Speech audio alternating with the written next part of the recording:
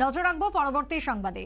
ঊনকোটি জেলাতেও একইভাবে চলছে ভোট প্রচার, বিশেষ করে ঊনকোটি জেলার আজকের ভোট প্রচার যেরকম ভাবে চলছে তার সাথে 13 আসন বিশিষ্ট জেলা পরিষদের সভাপতি অমলেন্দু দাস এবং সহকারী সভাপতি শ্যামল দাস ছাড়া বাকি 11 জন জেলা পরিষদের সদস্যদের বাদ দিয়ে নতুন 11 জনকে জেলা পরিষদের প্রার্থী করা হয়েছে।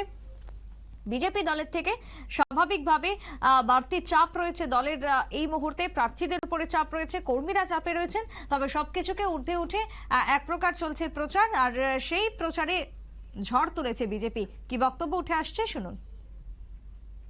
আসন্ন 8ই আগস্ট ত্রিস্তর পঞ্চায়েতের নির্বাচনকে সামনে রেখে আমরা বাড়ি বাড়ি প্রচার অভিযানে আমরা বের হয়েছি।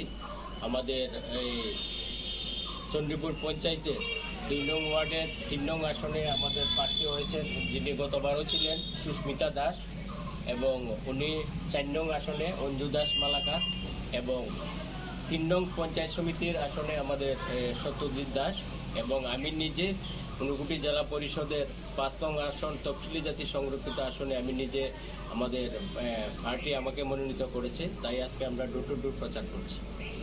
গতবারও আপনি প্রার্থী ছিলেন, এবারও আপনি প্রার্থী হলেন, কেমন মানে গতবার থেকে এবার সারাটা কেমন পাচ্ছেন?